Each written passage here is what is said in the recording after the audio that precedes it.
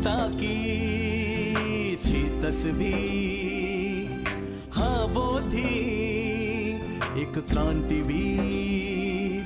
वो जग को राह दिखाती थी, सबको जीना सिखलाती थी। नारी के अधिकारों के लिए हर पल आवाज उठाती थी, हर लेती थी सबकी पीर। सावित्री बाई थी वो क्रांतिवीर, क्रांति ज्योति थी वो क्रांतिवीर। सावित्री बाई थी वो क्रांतिवीर।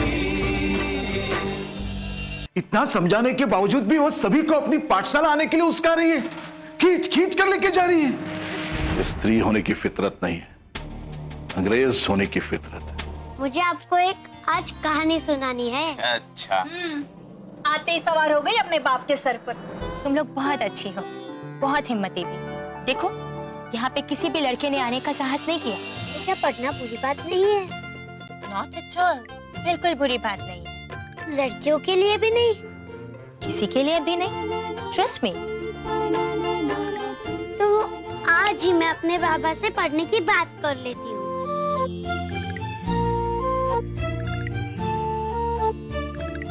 मुक्ता, मैंने कहा था ना तुझसे कि ये हमें क्रिश्चियन नहीं बनाएगी। चल, मुझे अपने बाबा से पढ़ाई के बारे में बात करनी है। अच्छा सिस्टर, मैं चलती हूँ, फिर आऊंगी। जल्दी आना। God bless you, my child. Bye.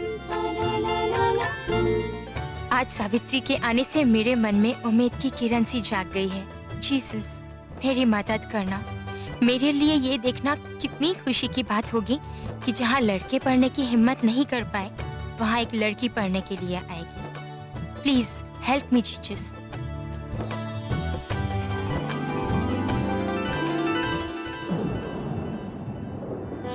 देखो भाई, बारिश तेज होने से पहले बागीचे में जितने भी फूल है वो कटवा कर गांव भेज देना। और हाँ, ये जो फूलों की टोकरी है ये महाराज को मंदिर में दिया। जाओ। अरे विट्ठल विट्ठल। प्रणाम गुरुजी, प्रणाम। दरअसल मैं आप ही की राह देख रहा था। ये फूलों की टोकरी में मंदिर भिजवा ही रहा था कि आप स्वयं आ गए। नमस्कार पुजारी जी। गोविंद राव, मैं तुम्हें हमेशा देखता हूँ, ये फूलों का काम तुम स्वयं कर लेते हो? जी, यही मेरा काम है। अरे इसी से मेरा जीवन चलता है और मेरा परिवार भी। नहीं, ये उचित भी है, क्योंकि ब्रह्मा जी ने सभी मनुष्यों को अपने अपने काम निर्धारित कर दिए हैं, और ये तुम काम नहीं करोगे तो तुम्हारा संसार कैसे चलेगा? जी पुजारी जी। मैं तो बस ये कह रहा था कि लेकिन अकेले क्यों? तुम्हारे पुत्र भी अब बड़े हो चुके हैं, उन्हें भी अपने काम पे ले लो, तुम्हें भी थोड़ा आराम मिल जाएगा। मैं जानता हूँ अभी तुम बूढ़े नहीं हुए हो, पर आराम करना भी तो जरूरी है। आपकी बात बिल्कुल सही है पुजारी जी। जो मेरा बड़ा बेटा है ना राजा राम, उसको मैंने अपने व्यवसाय में रख लिया है। बाहर का काम वही देखता है। और तुम्हारा छोटा बेटा ज्योतिबा, वो भी तो बड़ा हो गया है। जी, दरअसल बात यह है पुजारी जी कि ज्योति का जो ध्यान है वो पढ़ने लिखने में ज्यादा है।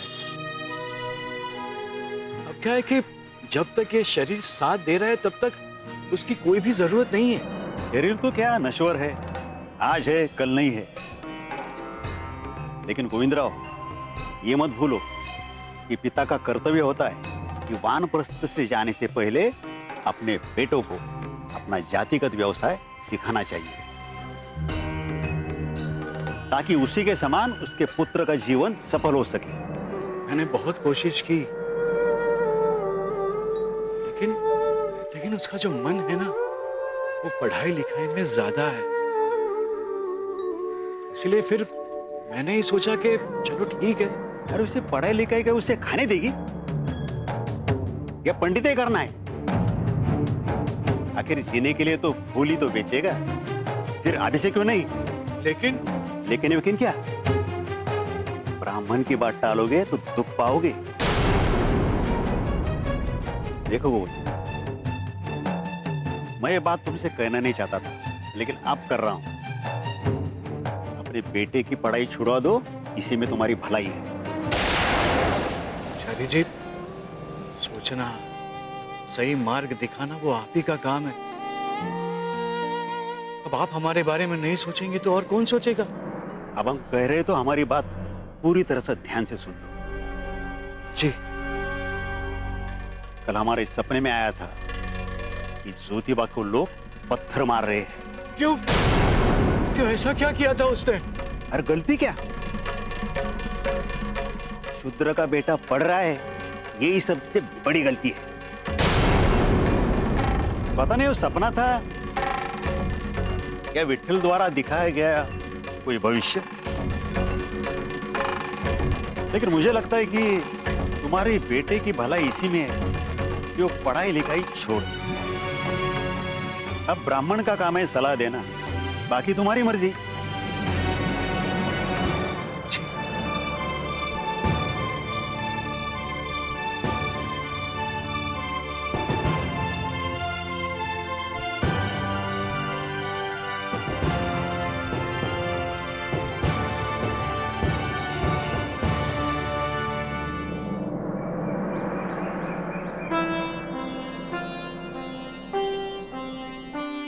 सावित्री,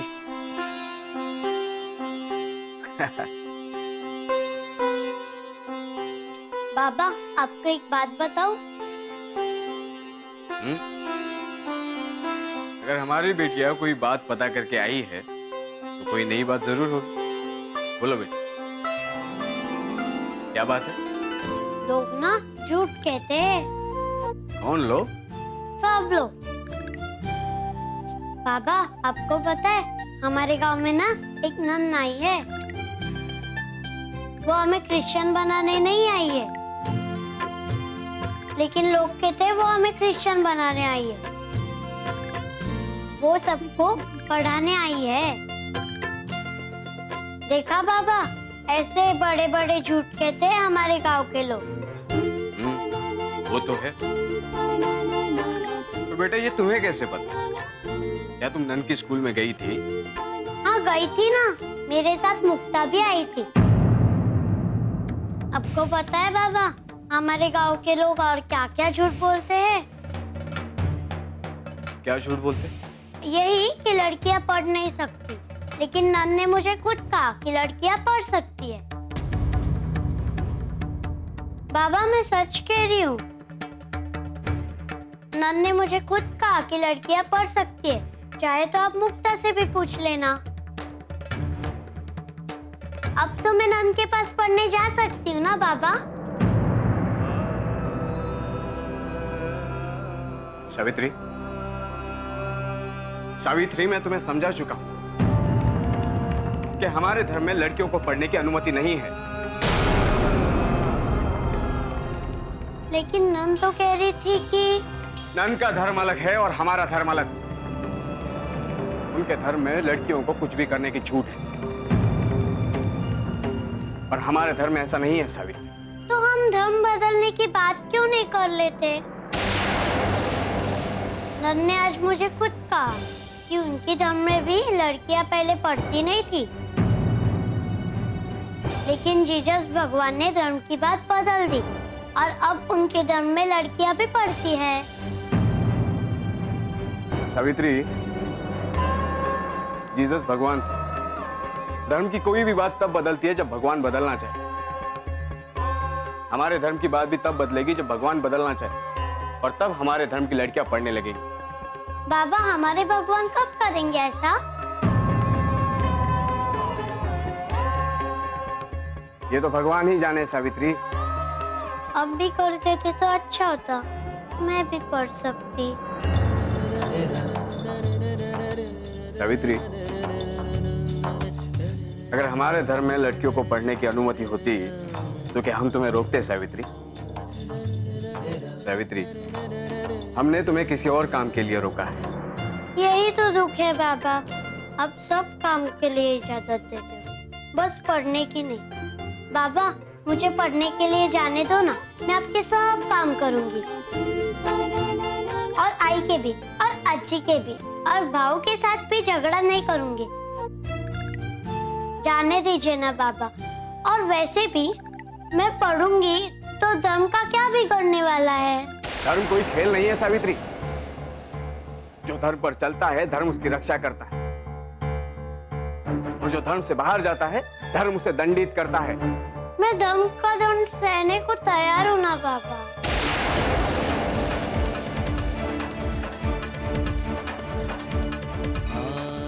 क्या कहा तुम धर्म का दंड सहन करोगी? तुम जानती भी हो धर्म का दंड क्या होता है। तुम जानती हो अगर तुम्हारे पढ़ने से क्या होगा। सावित्री, मैंने तुम्हें अब तक नहीं बताया। हाँ, अगर तुम धर्म का दंड सहन करना चाहती हो तो सुनो। धर्मशास्त्रों में लिखा है, कोई लड़की अगर पढ़ना चाहे तो उसके पिता की मृत्यु, और अगर वही विवाहित हुई तो उसके पति की मृत्यु हो जाएगी। सावित्री, क्या तुम चाहती हो कि तुम्हारे बाबा की मृत्यु हो जाए? बोलो सावित्री, कहो सावित्री, तुम अब भी धर्म का दंड सहन करना चाहोगे? क्या तुम्हें अब भी पढ़ना है?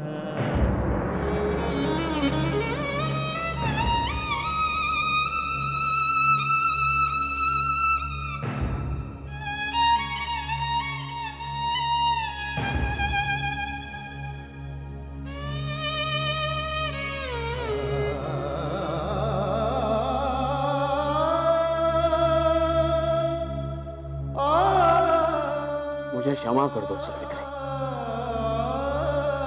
अपने धर्म के लिए आज मैंने तुम्हें रुला दिया।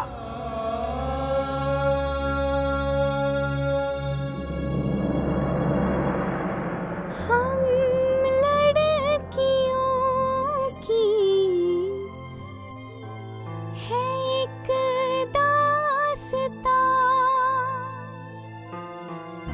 छोटा सा घर। बाळू, मैं बहुत गंदी हूँ बाळू। मैंने सबको बहुत दुख दिया है। आई को, बाबा को, अज्जी को, सबको। हमेशा बस अपने ही मन की करती रहती हूँ। भला मुर्गी का कोई मन होता है? तुम क्या जानोगे? तुम तो एक जानवर हो, लेकिन अज्जी मुर्गी है। अज्जी सब जानती है कि मुर्गी का कोई मन नहीं होता। अभी बड़ी है तो सही ही कहती होगी। मैं तुमको एक बात बताऊं बाळू, मुझे ना बहुत मन करता है कि विद्यालय में जाने का, पढ़ने का, सीखने का, सब का। वो जैसे बोलकर के विद्यालय में सीखते हैं ना ब्राह्मण बच्चे, सुंदर सुंदर अक्षर बनाना, बिल्कुल वैसे। लेकिन बाबा कहते हैं कि अगर मैं पढ़ूंगी तो खंडोबा उन्हें सजा देगा और वो मर जाएंगे। अच्छा हुआ कि बाबा ने ये पहले ही बता दिया।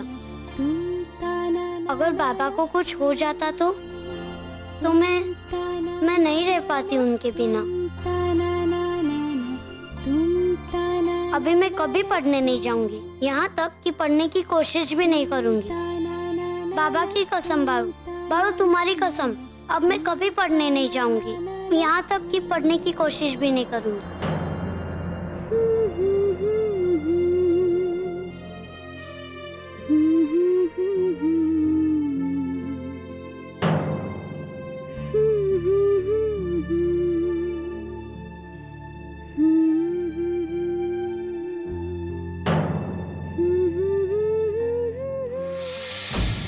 पर मेरी एक बात समझ में नहीं आ रही है काका, कि खंडू जी ऐसा कैसे कर सकते हैं?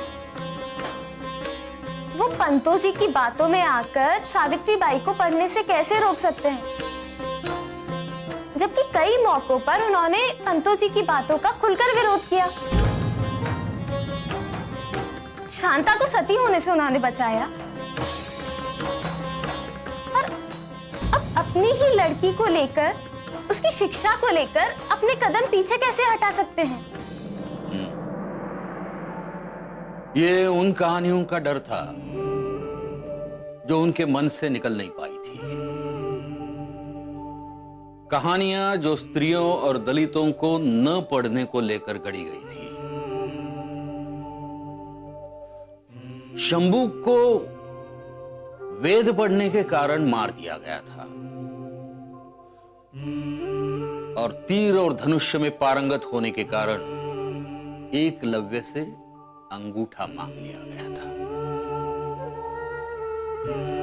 खंडोजी कहीं ना कहीं ये स्वीकार कर चुके थे कि पढ़ने लिखने का अधिकार सिर्फ ब्राह्मणों का है। साथ ही वे खुद पढ़े लिखे नहीं थे, इसलिए पढ़ने लिखने का महत्व उतना नहीं समझते थे। उन्होंने ये सोच लिया होगा कि जिन चीजों का महत्व ही नहीं है उसके लिए बेवजह पंतों जी से बैर क्यों लिया जाए। आप सच कह रहे हैं काका, ऐसा ही हुआ होगा।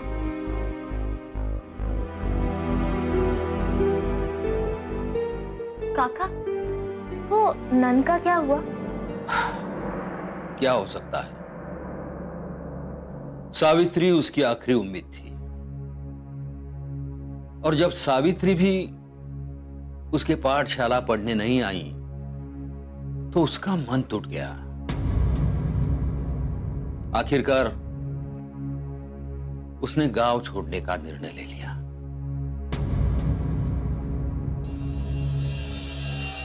मैं बहुत उम्मीद के साथ यहाँ आई थी,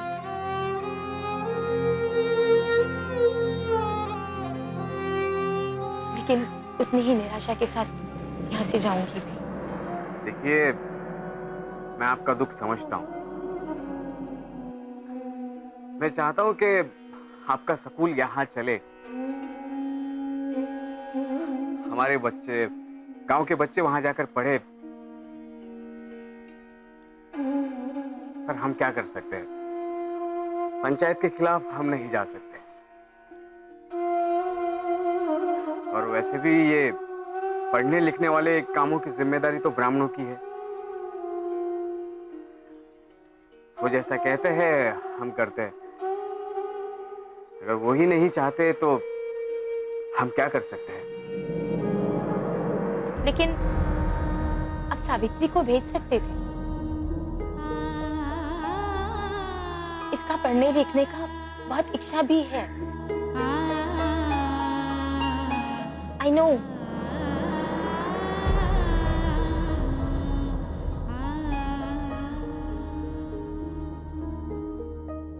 हम भेज तो सकते थे, पर हमारा धर्म इसकी इजाजत नहीं देता। राइट। पुरुषों का बनाया हुआ था जो मात्र औरतों का शोषण करने के लिए बनाया गया है, वो धर्म।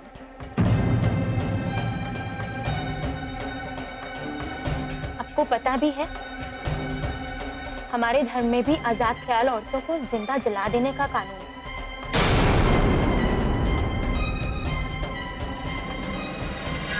लेकिन अब तो आपके धर्म में औरतों को बहुत सारी छूट है। देखिए ना, आप इतने दूर इंग्लैंड से यहाँ आई है, वो भी अकेले। यह आजादी मिली नहीं है, ये हमने हासिल की है। पढ़ाई लिखाई करके, अपने धर्म से लड़के, और हिंदुस्तान आने का मेरा ये मकसद था कि जो आजादी हमने हासिल की है वो दुनिया के हर देश की हर स्त्री को मिले।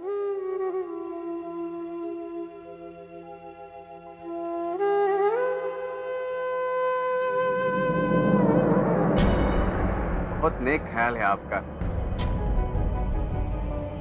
लेकिन माफ कीजिए, हम अब भी कुछ नहीं कर सकते क्योंकि हम में इतनी ताकत नहीं है कि हम हमारे धर्म के खिलाफ लड़े।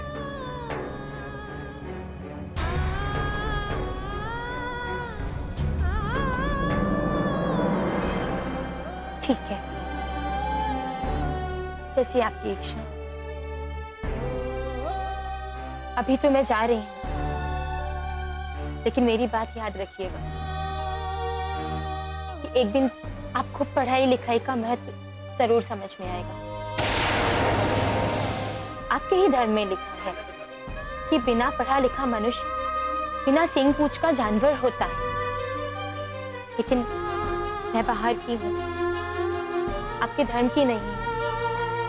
शायद इसलिए मैं आपको अपनी बात समझा नहीं पा रही हूँ,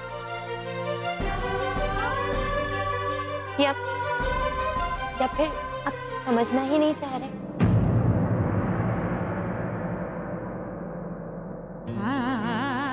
लेकिन एक दिन आप में ही से कोई एक इंसान आएगा जो पढ़ाई लिखाई का महत्व समझेगा भी और आपको भी समझाएगा।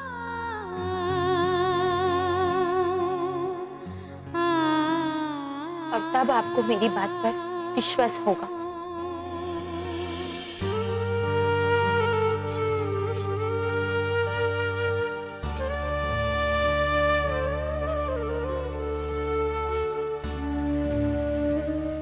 सॉरी माय चाइल्ड,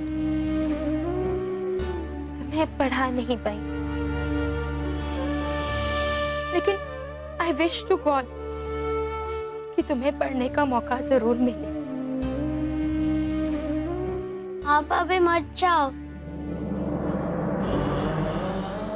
आपने तो मुझे जीसस की पूरी कहानी भी नहीं सुनाई। आप तो कहते हैं कि जीसस अच्छे इंसान थे, तो लोगों ने उन्हें सूली पे क्यों चढ़ाया? क्या उन्होंने कुछ गलत किया था? No, my child. जीसस ने कभी कुछ गलत नहीं किया, बल्कि इन्होंने तो इंसान की गलती सुधारने की कोशिश की। लेकिन अक्सर गलती सुधारने वाले को ही बहुत तकलीफ उठानी पड़ती।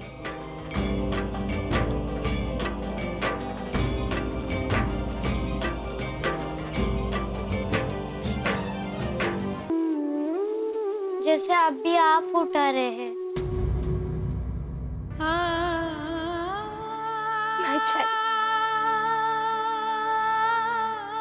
मुझे सिर्फ इस बात की तकलीफ हो रही है कि मैं तुम्हें पढ़ा नहीं पाई।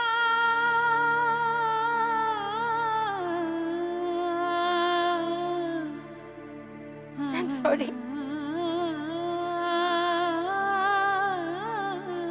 तुम्हें जीसस पसंद है ना? ये बाइबल तुम मेरी तरफ से गिफ्ट समझ के रख लो। ये हमेशा तुम्हें मेरी याद दिलाती रहेगी।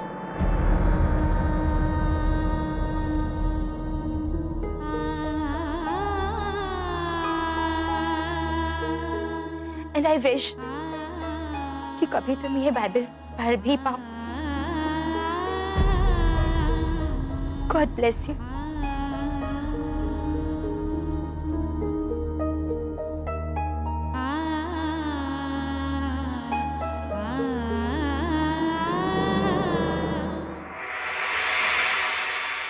बधाई हो बोरकर, बधाई हो। हमारे धर्म की जीत हुई है। वो फिरंगन नन अपना बोरिया बिस्तर लेकर निकल गई। पंतो जी, ये तो होना ही था। जब तक इस गांव में आप जैसा धर्म का योद्धा है, धर्म कभी भी पराजित नहीं हो सकता। अरे नहीं नहीं, हम तो केवल धर्म के सेवक हैं। हम कौन होते हैं कुछ करने वाले? जो करता है वो करता है, वही करता है वही मारता है। शंभो शंभो। और ये तो सनातन धर्म है। सृष्टि से पहले भी था और सृष्टि के बाद भी मौजूद रहेगा। संशय धर्म का प्रथम लक्षण। संशय का अर्थ, आप बार बार लगातार धर्म के बारे में सोच रहे। हाँ, लेकिन इस संशय का हल सामान्य व्यक्ति के पास नहीं है। उसके लिए उसे किसी विद्वान के शरण जाना होगा। और पंतो जी, मेरी नजर में इस पूरी दुनिया में आपसे बड़ा विद्वान और कोई नहीं है। शंभो हर हर हर हर। लेकिन बोरकर, इस समय हमें सावधान होना होगा। धर्म के शत्रु बढ़ रहे हैं, लेकिन चिंता की कोई बात नहीं। सिर्फ आंख मूंद कर भक्ति और भावना के साथ धर्म को स्वीकार किया तो धर्म हमें स्वीकार करेगा। और एक बार धर्म ने हमें स्वीकार किया तो मन में कोई संशय रहेगा ही नहीं। शंभो हर।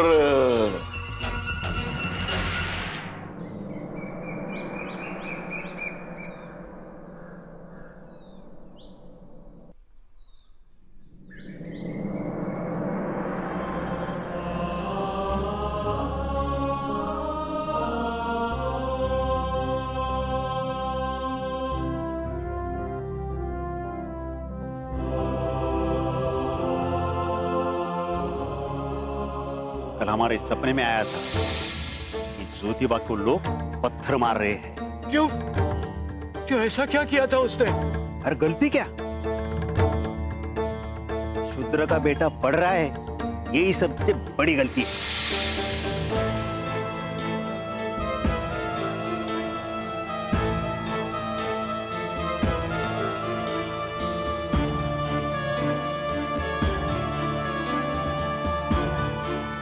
ज्योति की भलाई के लिए मुझे ये काम करना ही होगा।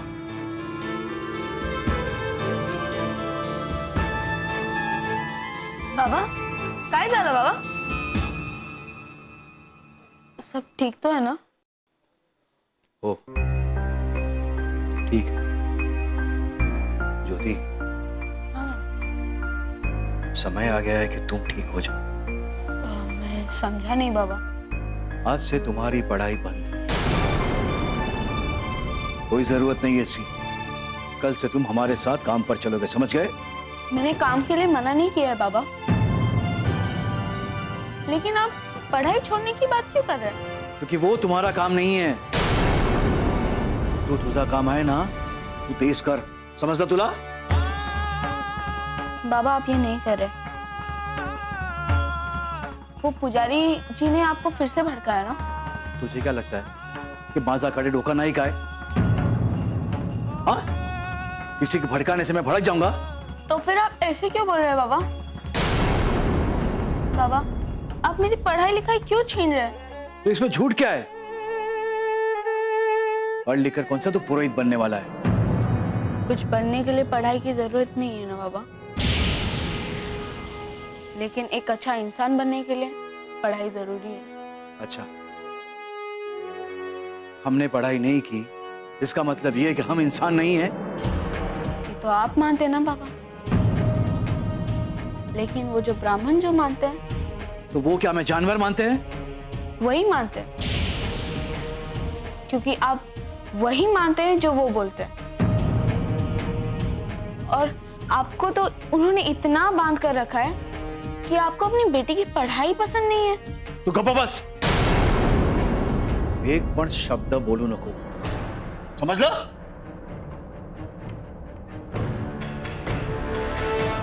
जब देखो तक हमेशा मेरे साथ में बहस करते रहता है। आज मैं तुझे सबक सिखा कर रहूंगा ज्योति। सोड मला, बाबा सोड बाबा सांगितलं ना, सोड. बाबा सोड सोड सांगितलं, सोड. बाबा बाबा चुप. बाबा बाबा बाबा बाबा बाबा बाबा राहू दे बाबा, बाबा राहू दे. सोड मला, सांगितलं ना, सोड. सोड मला, सोड.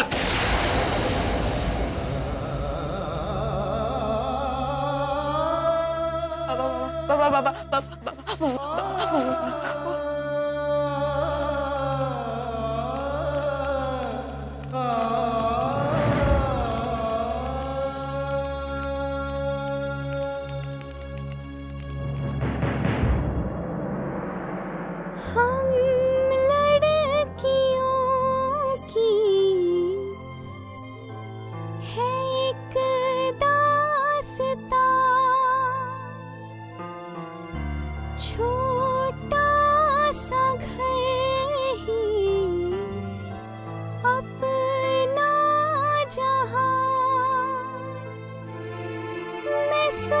सोचती हूँ उससे परे सपनों को भी पंख लगे। मैं सोचती हूँ उससे परे सपनों को भी पंख लगे।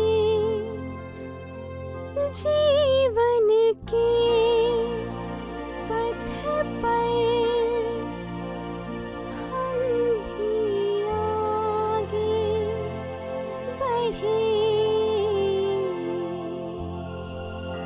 तुम ता ना ना ना ना, तुम ता ना ना ना ना, तुम ता ना ना ना ना, तुम ता ना ना ना ना, तुम ता ना ना ना ना, तुम ता ना ना ना ना, आज सिस्टर भी चली गई। मेरा वश होता तो मैं उन्हें रोक लेती, लेकिन कैसे रोक लेती? वो तो तभी रुकती जब उनके विद्यालय में कोई जाता। अगर मैं मुलगा होती ना तो उनके विद्यालय में जरूर जाती, लेकिन क्या करूं, मैं तो मुलगी हूं ना। ये एक ऐसी लड़ाई है जहाँ पे अपने भी हमारा साथ नहीं देते। बाबा तो सोचते हैं वो जो कर रहे हैं वो सही है, बल्कि तो सदियों पुराने षड्यंत्र में फंसे हुए हैं। और दुख की बात तो ये है कि उन्हें अभी तक एहसास भी नहीं हुआ। अगर मैं मुलगी होकर भी विद्यालय जाती और मेरे बाबा को कुछ हो जाता तो? नुको बाबा, सिस्टर को तो एक ना एक दिन जाना ही था, आज या कल, लेकिन मैं मेरे बाबा को कभी कुछ नहीं होने दूंगी। अंग्रेज की हुकूमत साफ साफ दिखाई दे रही है, पर धर्म की हुकूमत छिपी हुई है। वो हथियारों से नहीं, बल्कि भावनाओं से लड़ती है। शारीरिक रूप से नहीं, बल्कि मानसिक रूप से हमें अपना गुलाम बना रहे हो। सिस्टर कहती थी कि उनके धर्म में भी पहले लड़कियों को पढ़ने का अधिकार नहीं था, फिर आप आए और अपने अपने पिता भगवान से बात की और लड़कियों को भी पढ़ने का अधिकार दिया। क्या कभी हमारे धर्म में भी ऐसा होगा?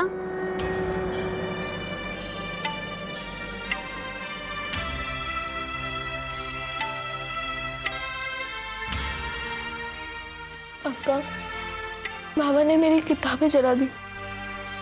अब मैं अपने सवालों के जवाब कहाँ से लाऊंगा बाबा? अब मैं आपको कहाँ से कहानियां सुनाऊंगा? चुप हो जाओ ज्योति। मैं तुझे चर्च की लाइब्रेरी से नई किताबें ला कर दूंगी। बाबा ने कहा है वो मुझे पढ़ने नहीं भेजेंगे। अक्का, मैं क्यों नहीं पढ़ सकता? आखिर क्यों सिर्फ ब्राह्मण के बच्चे ही पढ़ सकते? भगवान ने हमारे साथ भेदभाव क्यों किया है? मैं नहीं जानती ज्योति, पर मैं एक बात जरूर जानती हूँ। जिस दिन तुम इस सवाल का जवाब ढूंढ लोगे ना, उसके बाद जिंदगी में कभी किसी के साथ कोई भेदभाव नहीं होगा। नहीं अक्का, मैं अभी ये जवाब नहीं ढूंढ पाऊंगा,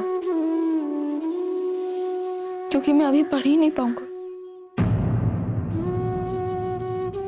ज्योति, क्या तुझे अपने अक्का पे भरोसा नहीं? दुनिया में चाहे कितना भी भेदभाव हो जाए, पर जब तक मैं जीवित हूं, तेरी पढ़ाई कोई नहीं रोक सकता। मैं तेरे बाबा से बात करूंगी, तू जरूर पढ़ेगा ज्योति। क्या कोई ऐसा आएगा जो धर्म की बात बदल देगा? फिर लड़कियां भी विद्यालय जाएंगी, तब भी उनके बाबा या फिर पति को कुछ नहीं होगा? नहीं, शायद ऐसा कभी नहीं होगा। जो ऐसा करने की कोशिश करेगा उसे तो सूली पर चढ़ा दिया जाएगा, जैसे आपको चढ़ा दिया गया था। गांव के लोग उनको बहुत कष्ट देंगे और रुलाएंगे भी, जैसे अज्जी मुझे रुलाती है। और तब भी अगर कोई ऐसा करेगा तो मैं उनका साथ जरूर दूंगी।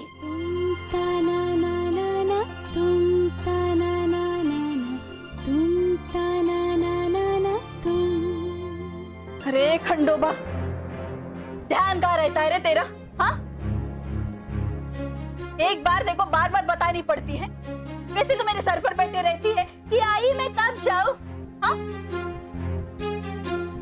अभी चूल्हे के लिए लकड़ियां कौन लाएगा? मैं? हाँ? अरे घोर कलयुग है रे, कलयुग। अब लकड़ियां मैं लाऊंगी? नहीं नहीं, लकड़ियां मैं लाती और तू अच्छे से दावत करना, इसीलिए तो लाई हूं मैं तुझे इस घर पे। नहीं नहीं आई, माझं चुकलं, मुझे माफ कीजिए, मुझे ऐसा नहीं कहना था। वो तो मैंने अपने आप को हाँ कहा था कि मैं जाके लकड़ियां लेके आती हूँ। नहीं नहीं, कोई जरूरत नहीं है, तू मत लाना है लकड़ियां। तू आराम से बैठ, मैं जाती हूँ बाद में और ले आती हूँ लकड़ियां। अरे ओ लक्ष्मी, लक्ष्मी, क्या हुआ आई? आज से ना ये तेरी सास है और मैं तेरी मजदूर हूँ। अरे आई, आप ऐसा क्यों कह रही है? मर गई तेरी आई आज। जिसके घर पे इसके जैसी मजदूर हो ना, वहां पे तो यही होने वाला है। मुझे तो लगता है एक दिन ये हम दोनों का गला घोट के यही घर की मालकिन बन जाएगी।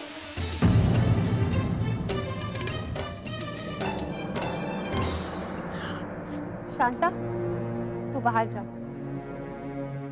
आंगन में कुछ काम है। जा।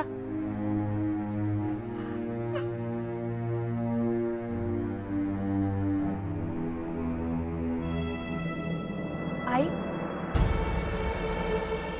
वैसे हुआ क्या था? अरे होना क्या है, इस कलमई को मैंने कितनी बार बोला है कि जाते वक्त रसोई के लिए लकड़ियां रखा, पर नहीं, ये हमेशा भूल जाती। पता नहीं ध्यान कहाँ रहता है इसका। आजकल ना इसका ध्यान सिर्फ दूसरा पति खोजने में लगा है और कुछ नहीं। आई, घर पे बहुत सी लकड़ियां पड़ी है, मैं लेकर आती हूँ।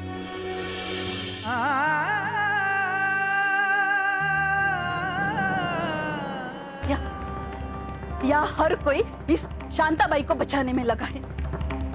एक ना एक दिन तो मैं इसको घर से निकाल दूंगी और गंगा जल छिड़क कर मेरा पूरा घर पवित्र कर दूंगी मैं। देवा देवा।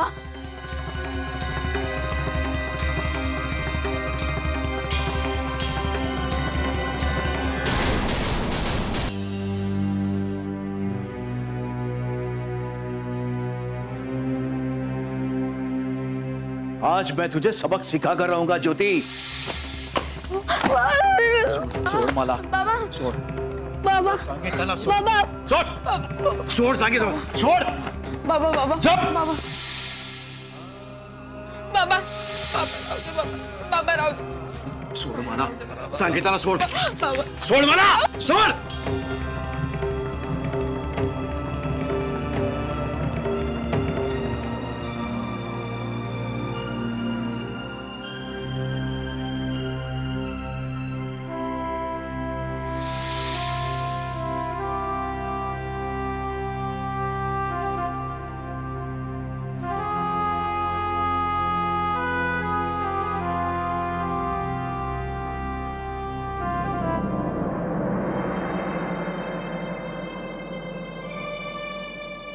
खाना खाया ज्योति ने?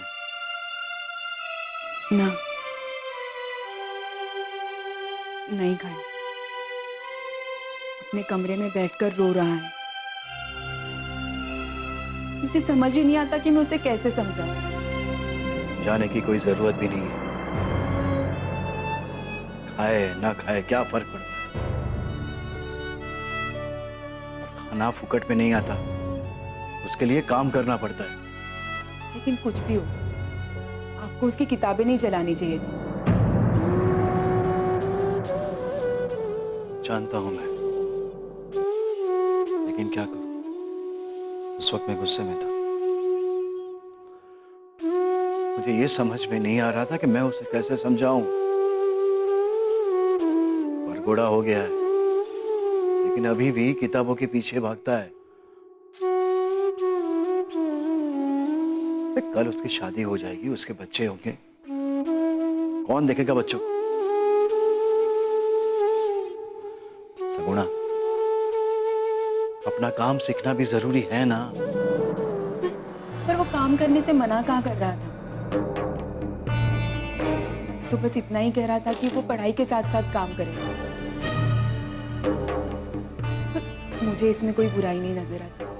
देख, क्या अच्छा है क्या बुरा है ये मैं नहीं जानता। मैं सिर्फ इतना जानता हूं कि आज के बाद ज्योति पढ़ाई नहीं करेगा। बस वो सारा दिन घर में बैठा रहता है। जब मैं गांव जाता हूं ना तो लोग ताने मारते हैं, तरह तरह की बातें करते हैं कि देखो ये माली का बेटा ब्राह्मण बनने की कोशिश कर रहा है, ब्राह्मण बनने की कोशिश कर। थक गया हूं मैं ताने सुन सुन कर। भाव, मैं आपका दुख समझ सकती हूँ,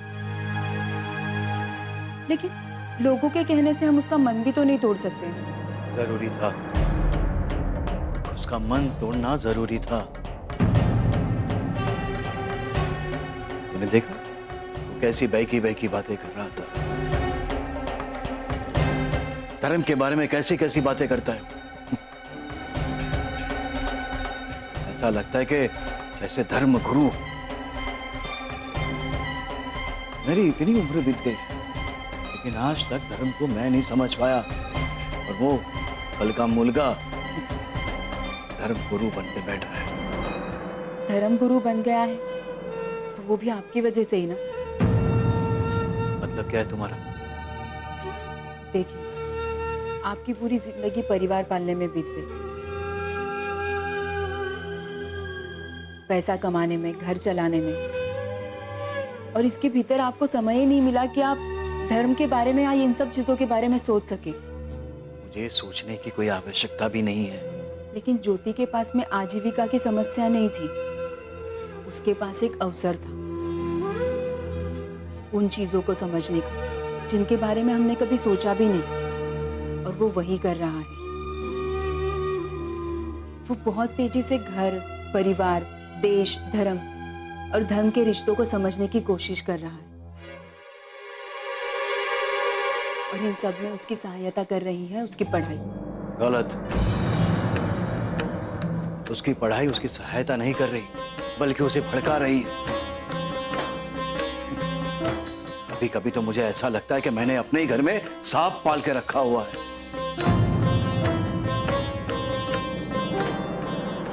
क्योंकि उसके विचार बदल रहे हैं और हमारी मान्यताएं गलत सिद्ध हो रही हैं, और जो उन्हें गलत सिद्ध कर रहे हैं वो हमारे दुश्मन नहीं बल्कि हमारे सच्चे हितैषी हैं। अब राजा राम मोहन राय जी को ले लीजिए। अब ये कौन है? जिन्होंने सती प्रथा बंद करवाई। गुणा, तूने ज्योति को चलना सिखाया, अब वो तुझे पढ़ना सिखा रहा है। पर भाऊ, पढ़ना कोई बुरी बात नहीं है, उसे पढ़ने दो। हो सकता है वो पढ़कर अपने फूलों का व्यवसाय भी अच्छे से संभाले। सगुणा, मैं जानता हूं कि ज्योति को तुमने जन्म नहीं दिया। मैं ये भी जानता हूं कि ज्योति को तुम बहुत प्यार करती हो, लेकिन प्यार से बड़ा है धर्म। धर्म के लिए मैंने निर्णय लिया कि आज के बाद ज्योति कभी भी पढ़ाई नहीं करेगा।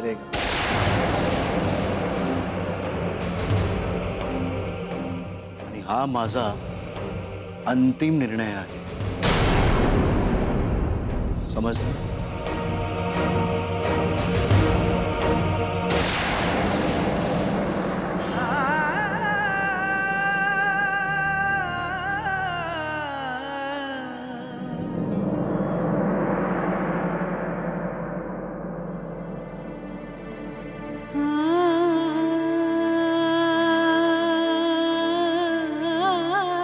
आज से ना ये तेरी सास है और मैं तेरी मजदूर हूँ।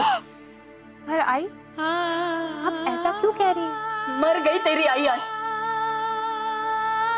जिसके घर पे इसके जैसी मजदूर हो ना, वहां पे तो यही होने वाला है। मुझे तो लगता है एक दिन ये हम दोनों का गला घोट के यही घर की मालकिन बन जाएगी।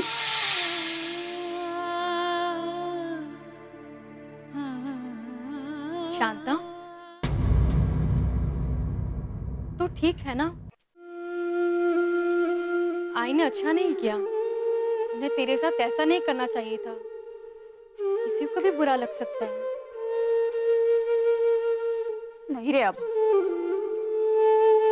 आई ने डांटा तो क्या हुआ,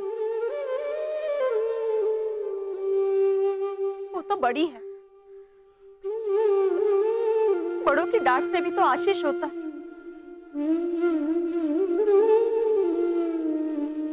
आई ने डांटा तो क्या हुआ, खंडू जी और लक्ष्मी ताई तो उसे कितना प्यार करते, अपनापन दिखाते, और मेरी मुक्ता को अपनी बेटी की तरह संभालते हैं। अगर वो मुक्ता को अपनी बेटी समझते तो वो उसके विवाह के लिए चिंतित होते।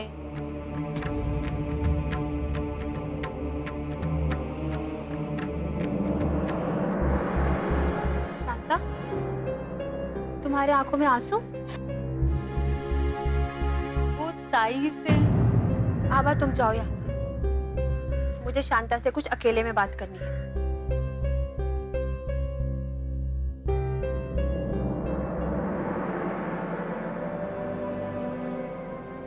शांता, मैं जानती हूँ तुम्हें आई की बात का बुरा लगा है ना? अरे नहीं नहीं ताई, आई की बात का क्या बुरा मानना। खंडोर जी और आप तो मुझसे कितना प्यार करते हो, मुझे किस बात की चिंता है। तो फिर तुम्हारे आंखों में आंसू क्यों? सुबह से देख रही हूँ तुम्हें, आखिर बात क्या है? सच कहूं ताई,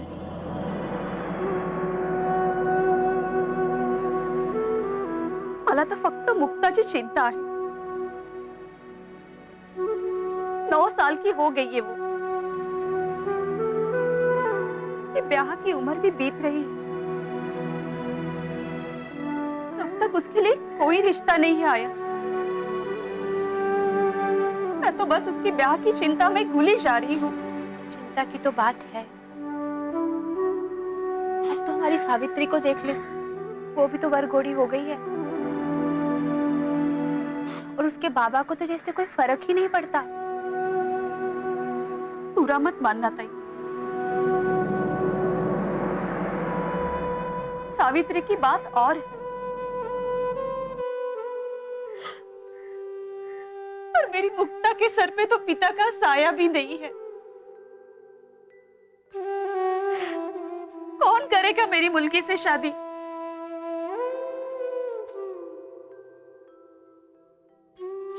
शांता, तू चिंता मत कर, मैं आज ही सावित्री के बाबा से बात करूंगी, सावित्री और मुक्ता की शादी के लिए। चला मुस्कुरा दे।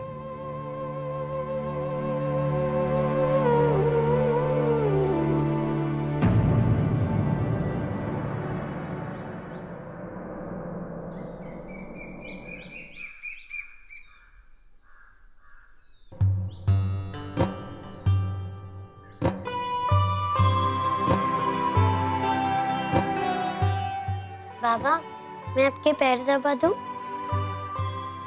दबाओ।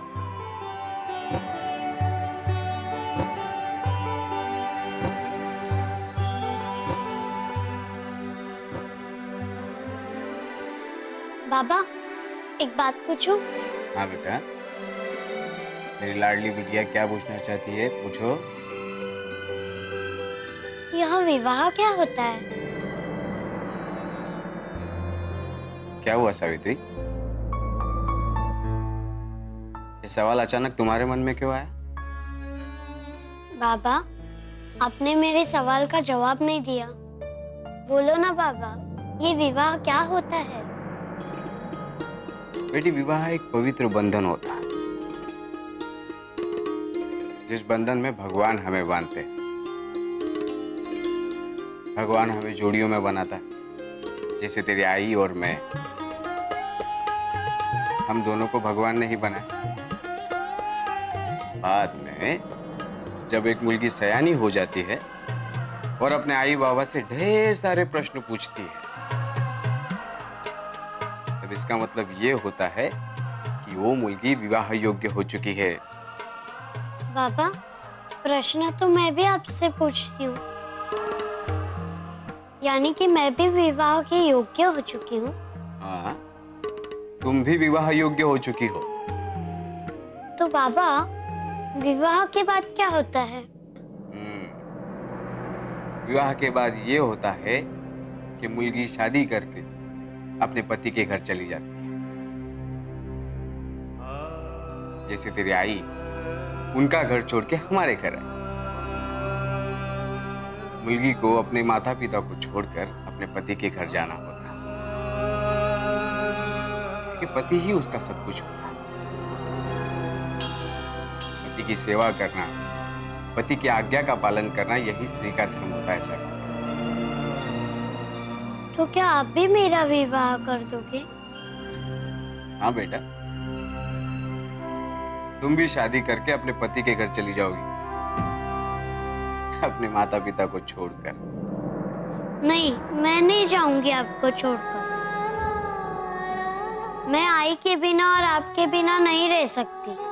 बाबा, मैं शरारत करती हूँ ना, सिद्धू और आची को परेशान करती हूँ, इसीलिए आप मेरा विवाह कर कर आप मुझे दूर भेजना चाहते हो ना? बाबा, मैं कभी भी उनको तंग नहीं करूंगी, पर आप मुझे आपसे दूर मत भेजिए। सावित्री, बेटा ऐसी बात बिल्कुल नहीं। आप बहुत अच्छे हो और आप मुझे बिल्कुल परेशान नहीं करते, क्योंकि आप मेरी लाडली बिटिया हो, मेरी लाडली बिटिया। तो बाबा, आप मुझे आपसे दूर मत भेजिए ना, मैं विवाह नहीं करूंगी। देखो बेटा,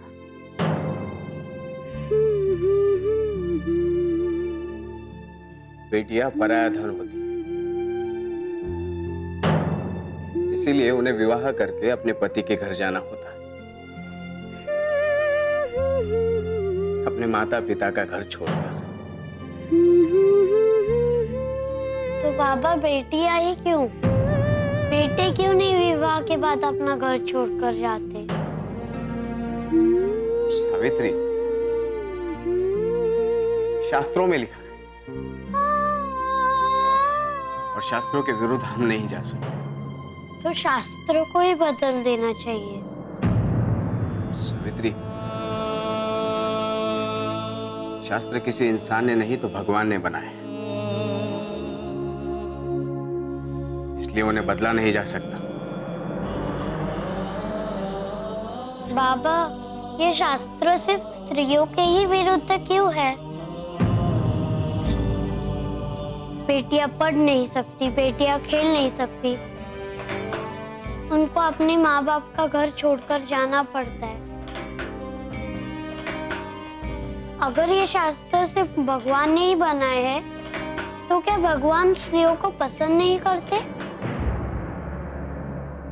और अगर पसंद नहीं करते, तो स्त्रियों को बनाए है क्यों?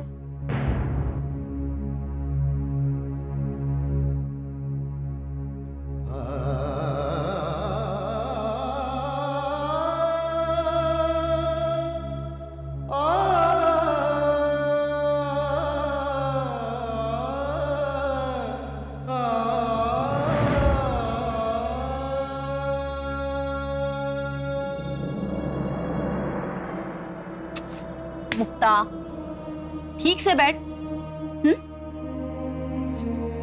ये ऐसे होते मुल्की के बाल? दिन भर मिट्टी में खेलती कूदती रहती है। अरे ऐसे ही करती रहेगी तो कैसी होगी तेरी शादी? आई, तो हमेशा मेरी शादी की चिंता क्यों करती रहती है? अभी तक तो सावित्री की भी शादी नहीं हुई है। फिर से सावित्री? मैंने तुझे कितनी बार समझाया है, हा? सावित्री की बात और है। उसके बाबा धनवान है, प्रधान है गांव के। वो तो जब चाहे उनकी बिरादरी में किसी अच्छे लड़के से उसकी शादी करवा सकते। पर मेरे पास तो कुछ भी नहीं है। मैं खाली हाथ किसके पास जाऊं तेरा रिश्ता लेके? आई, क्या शादी में भी पैसे लगते हैं? बिना पैसे की शादी थोड़ी ना होती है, पगली कहीं की। मुक्ता, अगर अभी मेरे पास पैसे होते ना तो मैं तेरे लिए एक अच्छा वर ढूंढती, पर अब तो जो आएगा उसी के भरोसे रहना पड़ेगा। इसीलिए मैं कहती हूँ कि मेरे घर के कामों में हाथ बटा, घर के कुछ काम काज सीख ले। ऐसे दिन भर उस सावित्री के साथ खेलती कूदती रहेगी तो लोग क्या कहेंगे?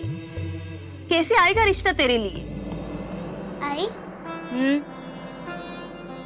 जब मेरी शादी हो जाएगी तब तेरी चिंता मिट जाएगी? नहीं रे पगली, जब तेरी शादी हो जाएगी ना तब मेरी चिंता तो मिट जाएगी, पर तू मुझे बहुत याद आएगी। इसीलिए मैं कहती हूँ, देख, अब तू बाहर खेलने कूदने मत जाया कर। घर के काम काज में मेरा हाथ बटा और घर के सारे काम सीख ले। अभी बाहर खेलना कूदना सब कुछ बंद कर। मैं कहीं भी नहीं जाऊंगी, मुझे तुम्हारी चिंता देखी नहीं जाती। अब तुम जो कहोगी वही मैं करूंगी। प्यारी बच्ची, मेरी मुलगी मुक्ता।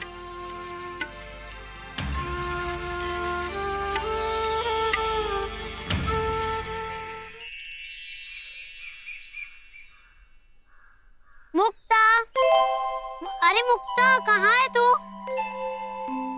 मुक्ता, कहाँ है तू? अरे मुक्ता, क्या रे मुक्ता? कब से तेरा इंतजार कर रही हूँ, कहाँ है तू? इतना इंतजार कर रही हूँ, कहाँ है तू? हाँ? और हाँ, कब से सोच रही हूँ कि अब आएगी अब आएगी।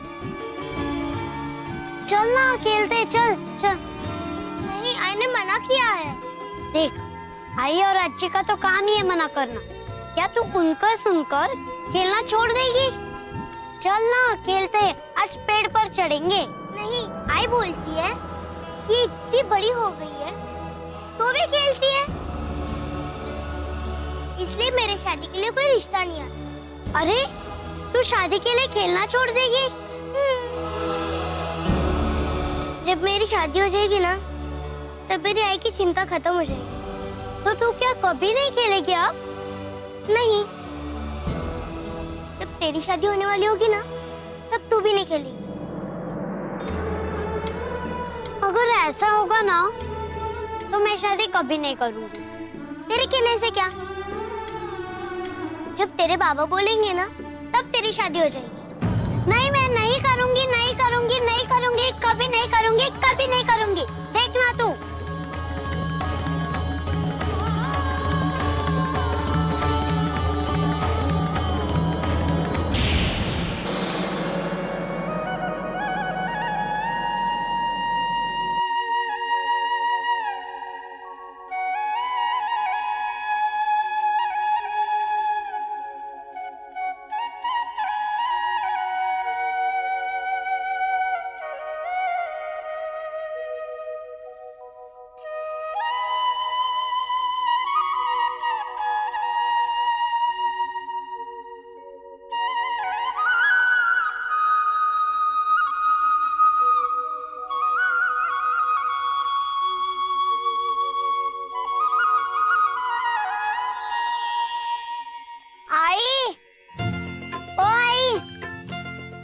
काय झाला?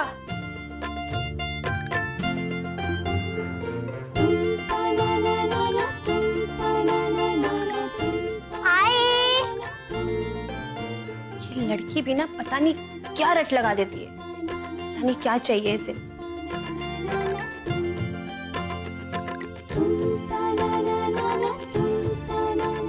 आई, आती हूँ बाबा।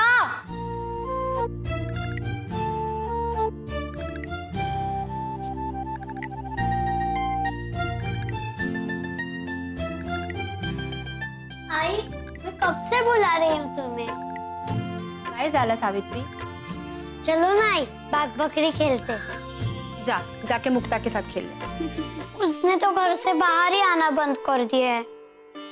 क्यों? कहती है इससे उसके शादी का रिश्ता जल्दी आएगा। अच्छा।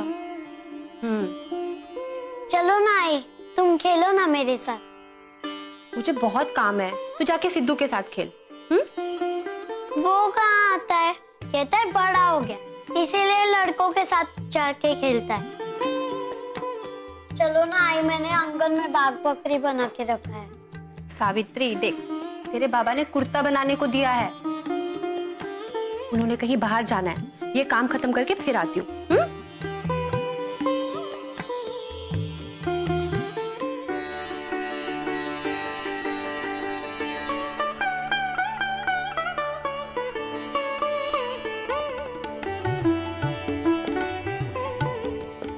कैसी हो आई? मैं अच्छी हूँ।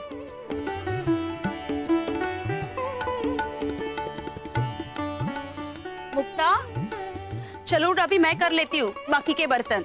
नहीं आई, तो अभी आई है, मैं कर देती हूँ। अरे मैं कौन सा पहाड़ तोड़ के आई, चल तू उठ, मैं बाकी के बर्तन कर लूंगी। नहीं आई, थोड़े से ही बर्तन रह गए, मैं करती हूँ। जल्दी खत्म करके अंदर आ, मैं तेरे लिए गन्ने का रस लाई हूँ, जल्दी आ जा। हाँ।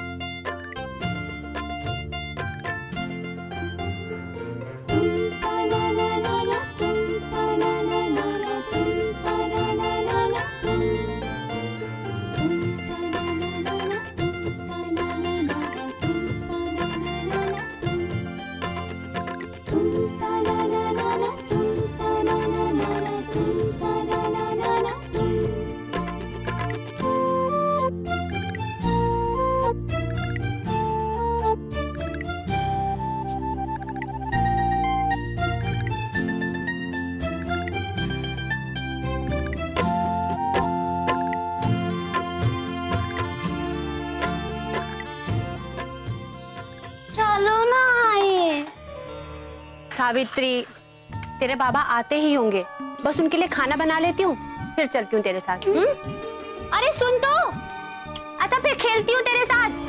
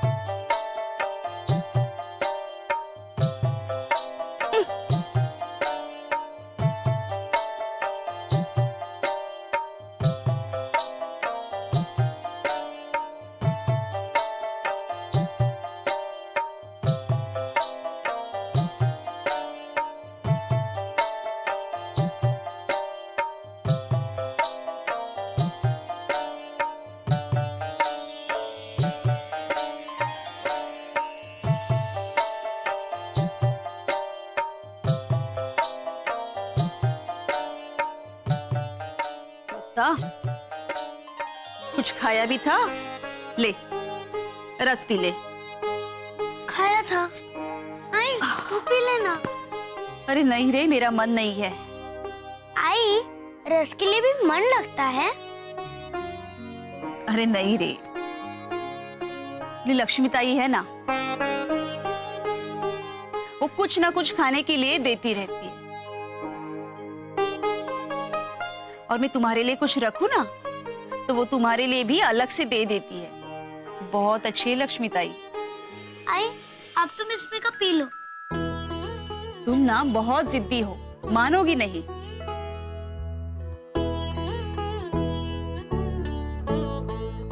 बस। आई मैंने बाहर जाना भी छोड़ दिया है, सावित्री के साथ खेलना भी छोड़ दिया है, घर के सारे काम भी करने लगी हूँ। अब तो तुम्हारी चिंता मिट जाएगी ना? अब तो मेरे लिए रिश्ता आ जाएगा ना? अब तो मेरी शादी हो जाएगी ना?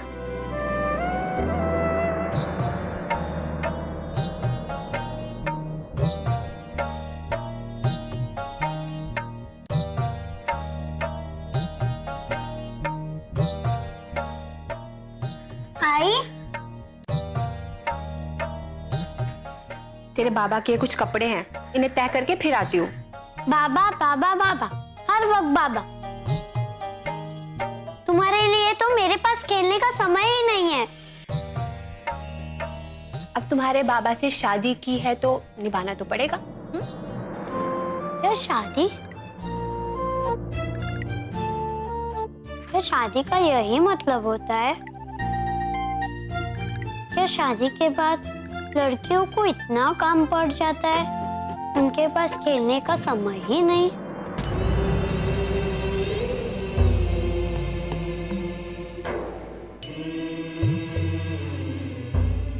एक तो ये लड़की शादी से ही ऐसे ही खार खाई रहती है, इससे अगर शादी के बाद वाली व्यस्तता की बात करूंगी ना तो ये और भी परेशान हो जाएगी।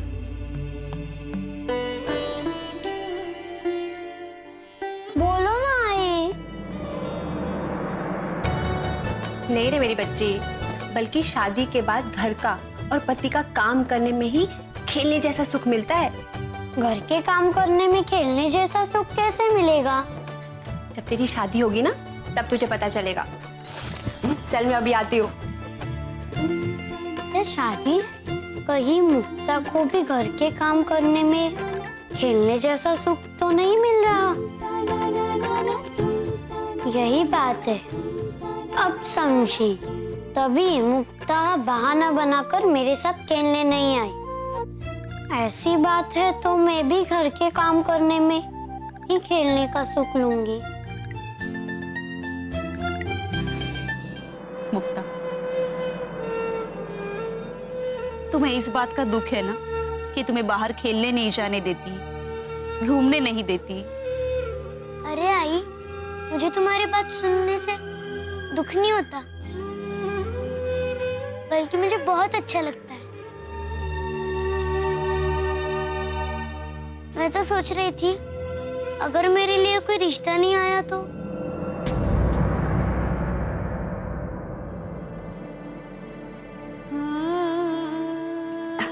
अरे नहीं नहीं, मैंने लक्ष्मी ताई को बोल दिया है, वो पाटिल भाऊ को जरूर याद दिलाएगी। और पाटिल भाऊ एक बार कह देना किसी को तो तेरे रिश्ते को कोई रोक नहीं सकता। खंडोबा, मेरी आई की सारी चिंता दूर कर दो।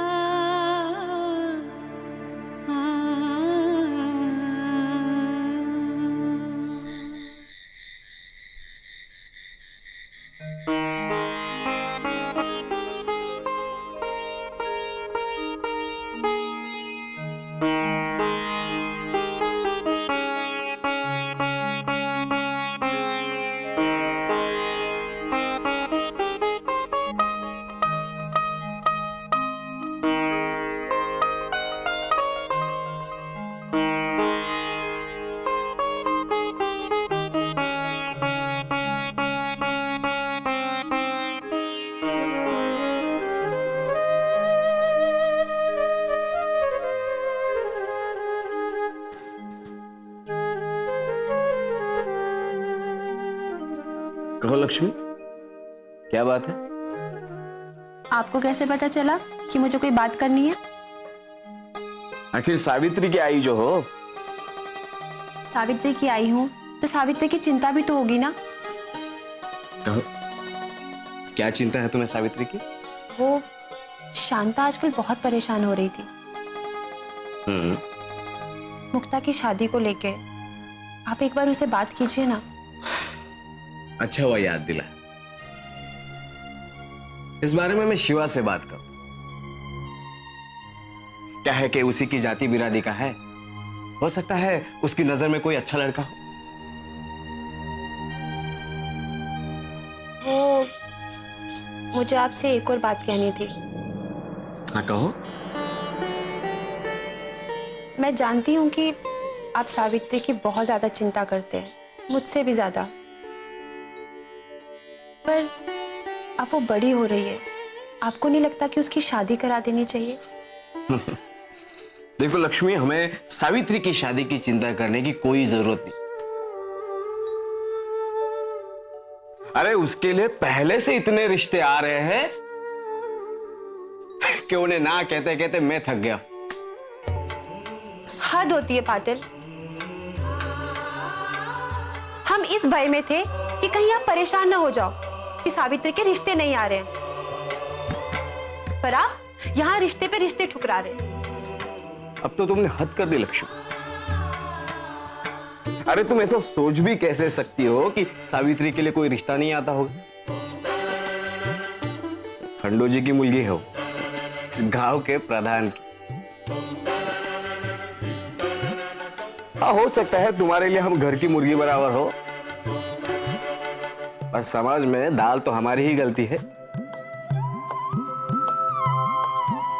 पाटिल जी, आप रिश्ते ठुकराना बंद कीजिए और जल्द से जल्द सावित्री की शादी कराइए। आपको लगता है कि वो भी छोटी है, पर आप जानते हैं बाहर लोग उसे सब वरगोड़ी कहते हैं। देखो लक्ष्मी, समाज मेरी सावित्री के बारे में क्या सोचता है इस बात की मुझे परवाह नहीं। मुझे बस मेरे सावित्री की परवाह है। मैं चाहता हूं कि मेरे सावित्री को एक ऐसा घर मिले जहां वो यहां से भी अधिक खुश रहे।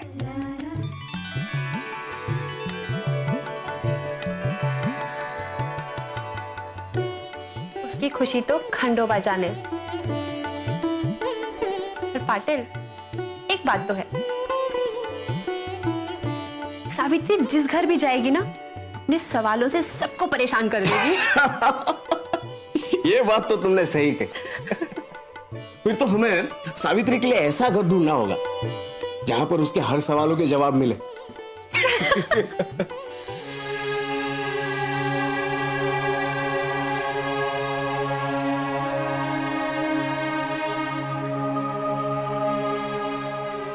सगुणा, मैं जानता हूं कि ज्योति को तुमने जन्म नहीं दिया।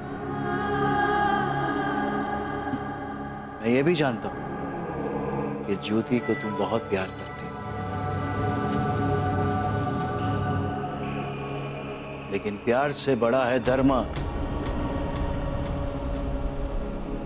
धर्म के लिए मैंने निर्णय लिया कि आज के बाद ज्योति कभी भी पढ़ाई नहीं करेगी।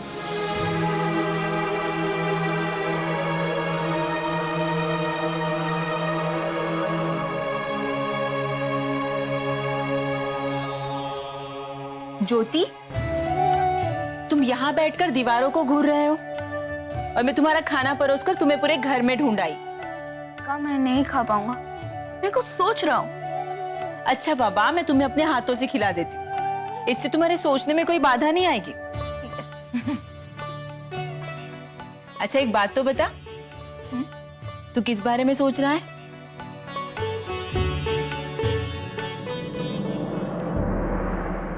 सुकरात के बारे में। भग्गू भाई, अब ये कौन सी बला है? बहुत बड़ी बला। ये यूरोप के एक दार्शनिक थे, पता है का? उन्होंने किसी का कुछ नहीं बिगाड़ा था, बस चौराहे पर खड़े होकर सबको कहने लगते थे। सोचो, बस इसी बात के लिए राजा ने उन्हें मृत्युदंड दिया। को भाई, इतनी सी बात के लिए मृत्युदंड?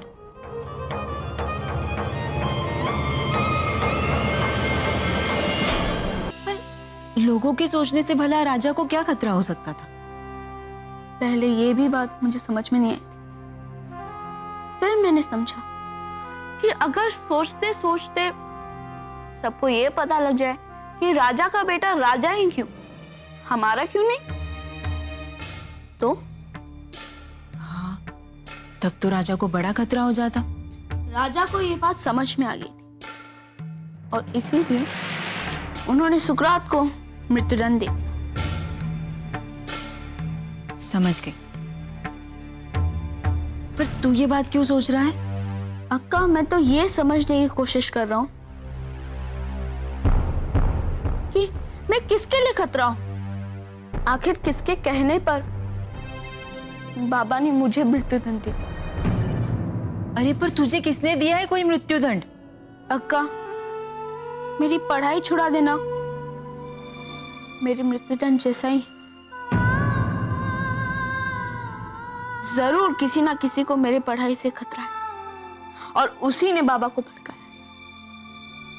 तू चिंता मत कर ज्योति, मैं ना तेरी पढ़ाई नहीं छूटने दूंगी, वरना मुझे अच्छी अच्छी कहानियां कौन सुनाएगा?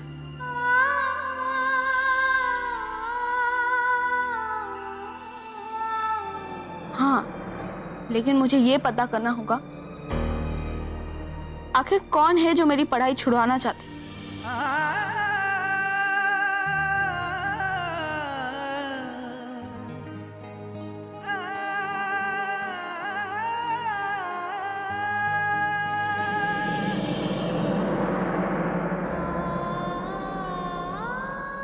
आई बोलती है कि इतनी बड़ी हो गई है तो भी खेलती है, इसलिए मेरे शादी के लिए कोई रिश्ता नहीं आया। जब मेरी शादी हो जाएगी ना, तब मेरी आई की चिंता खत्म हो जाएगी। तो तू क्या कभी नहीं खेलेगी आप? नहीं।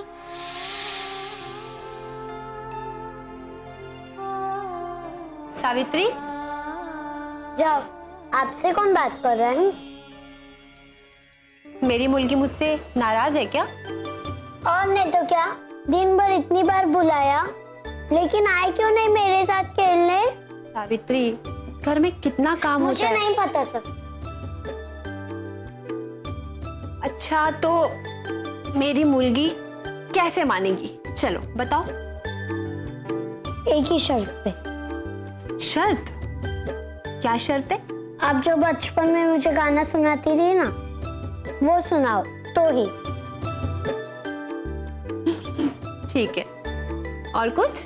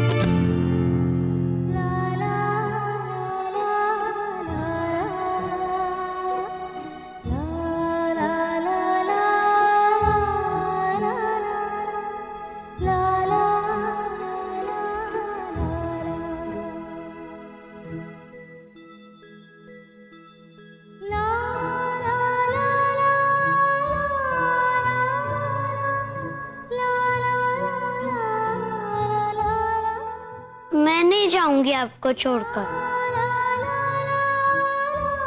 मैं आई के बिना और आपके बिना नहीं रह सकती।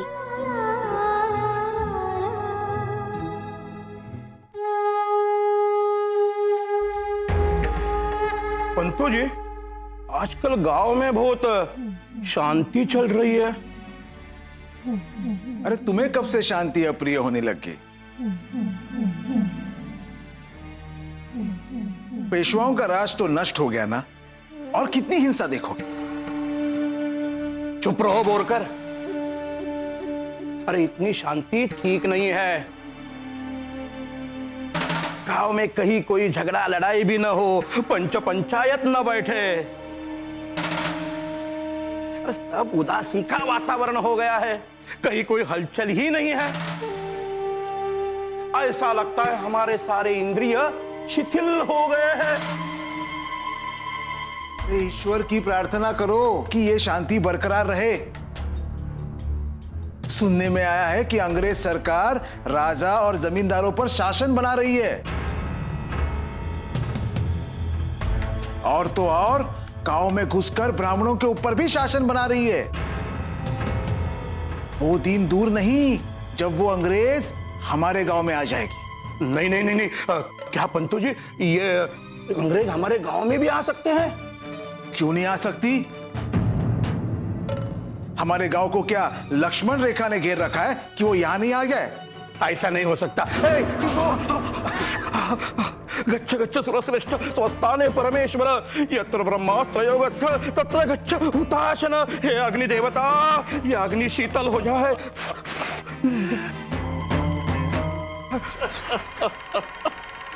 तुम बड़े मूर्ख हो भिनसे। क्या हुआ पंतो जी? अरे मंत्रों से दाग कम नहीं होता। ये तुम्हारे मंत्र जो है ना, वो अपने यजमानों को रखो और उनसे दक्षिणा कमाओ, समझे? हाँ। हाँ। जल में पानी डालो। जी। मूर्ख हो मूर्ख। लेकिन पंतो जी, ये अंग्रेज हमारे गांव में अगर आ गए तो क्या होगा? होगा वही जो राम जी रचेंगे, और राम जी रचेंगे हमारे लिए, न कि वो अंग्रेजों के लिए, समझे? ओई सुई जो राम रखी राखा, को कराई तरक बड़ा वही शाखा। उचित कहा ना पंतो जी? शाबाश।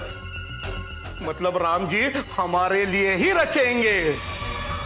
लेकिन पंतो जी, ये जो खंडो है ना, वो हमारे विरुद्ध कुछ रच रहा है।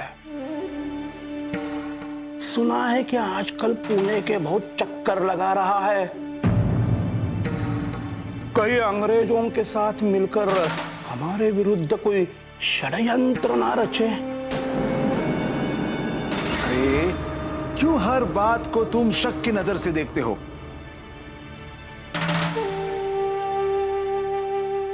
हो सकता है पुणे में कोई और काम हो, इसलिए वो चला गया हो।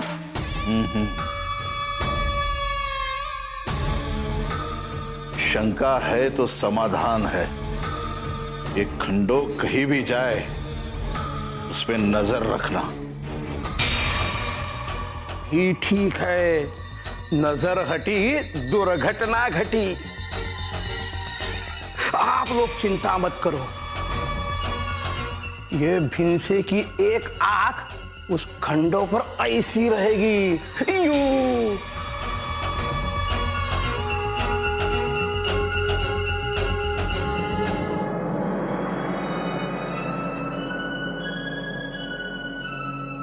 क्या हुआ पाटिल? आपने मुझे याद किया? शिवा, बहुत जरूरी काम है। आप बहुत परेशान लग रहे हो। हाँ शिवा, बात चिंता की तो है। देखो, मुक्ता और शांता अब हमारी जिम्मेदारी है। मुक्ता और सावित्री में कोई फर्क नहीं। मैंने ये तय किया है कि जब तक मुक्ता की शादी नहीं होती, उसे कोई अच्छा वर नहीं मिलता, तब तक सावित्री का विवाह नहीं। पहले डोली उठेगी तो मुक्ता की और फिर सावित्री की। ये आप क्या कह रहे हो पाटी? ये मेरा अंतिम निर्णय है। शिवा, तुम्हें मेरा एक काम पूरा करना होगा। ठीक है, आप सिर्फ हुकुम कीजिए। शिवा, तुम मुक्ता के लिए एक अच्छा वर देखो। हमारे गांव से हो या किसी और गांव से, अगर वो पराये धर्म का हो तब भी हमें उससे कोई लेन देन नहीं। पर हाँ, लड़का अच्छा होना चाहिए, उसका परिवार अच्छा होना चाहिए। मुक्ता की शादी की चिंता शांता के सर से हमें उतारनी होगी। और अब ये तुम्हारी जिम्मेदारी है शिवा। बोलो, तुम उसे पूरा करोगे ना? अरे क्यों नहीं सरकार, बहुत ही नेक ख्याल है। मैं कल से ही लड़का ढूंढने की कोशिश करता हूँ। मुझे तुमसे यही उम्मीद थी शिवा। ठीक है शिवा, पर ध्यान रखो, लड़का ये सोच के ढूंढना ये तुम मुक्ता के लिए नहीं, सावित्री के लिए ढूंढ रहे हो। ठीक है मालिक।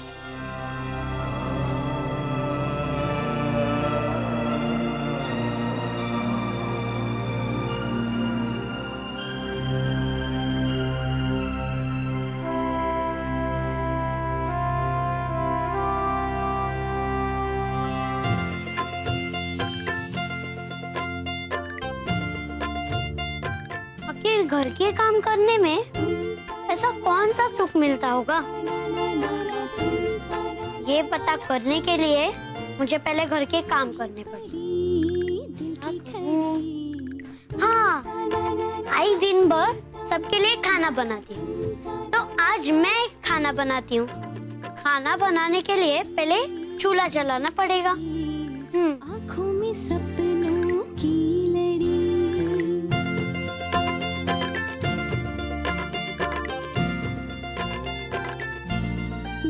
चल पड़ी ना जाने कहाँ, मेरी है ज़मीं मेरा आसमां, फूल कलियाँ तितली सब है मेरी सांस है।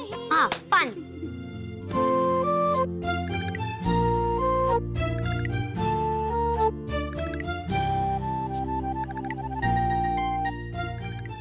और पानी तो लगेगा ही, मुझे ऐसा लगता है।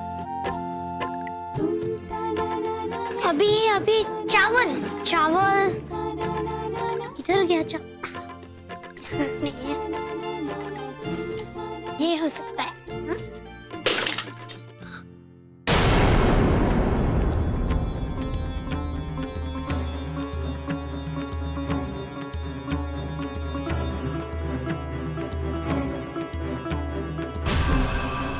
सावित्री,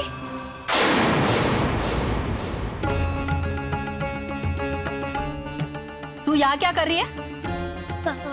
कुछ नहीं चाहिए, कुछ काम था। और ये मटकी कैसे टूटी? वो पहले से टूटी है। अच्छा सच्ची? बरोबर है। नहीं मुझे बघ ना कि ये चूल्हे में आग खुद ब खुद लगी है ना? और पतेला खुद जाके उस पर बैठा। और ये मटकी ये घूमने गई होगी बाहर, और फिर जब घर के अंदर आई तो गिरकर टूट गई। लेकिन मुझे ये एक बात समझ में नहीं आ रही, अगर ये सारी चीजें खुद ब खुद हो रही थी तो तू यहाँ क्या कर रही थी?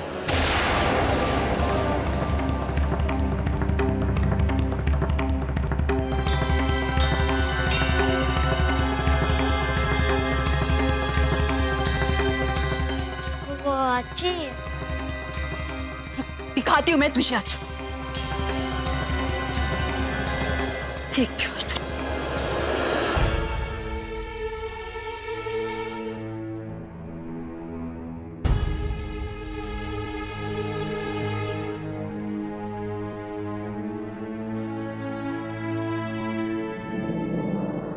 आई फिर से कुछ किया क्या? नहीं आई। मुझसे क्या पूछती है? मुझसे पूछ। रसोई में जाके देख कितना सत्यानाश कर दिया है तेरी मुल्की ने। आजी मैंने कुछ नहीं किया। मैं तो आप बस दोनों की मदद करने रसोई में गई थी। मैं काम करने गई थी वहाँ। अब मेरे हाथ से मटका फिसल गया तो उसमें मेरी क्या गलती? अरे देवा, देख ली तेरी मुल्की की हिम्मत कितनी बढ़ गई है।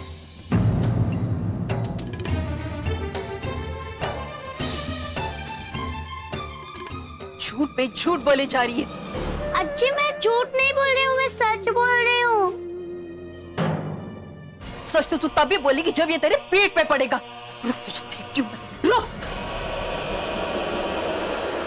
इतनी बड़ी हो गई है लेकिन अभी भी उसमें समझ नहीं है कि वो एक मुल्की है। जब देखो तो मुल्कों की तरह इधर उधर घूमती रहती है। आई सुधर जाएगी आहिस्ता आहिस्ता। लक्ष्मी, मुझे एक बात बता, हाँ? मुल्की है ना वो, तो उसे हमें ही बताना पड़ेगा कि वो मुल्की है। अभी जैसे है वैसे पहले थी, हाँ? मैं वैसे थी। समाज और हम मिलकर मुल्की को बनाते हैं। जैसे हमारे आई बाबा ने हमें मुल्की बनाया है ना, वैसे ये हमारा दायित्व है कि हम सावित्री को मुल्की बनाए, चाहे कितनी सजा भी क्यों न देनी पड़े।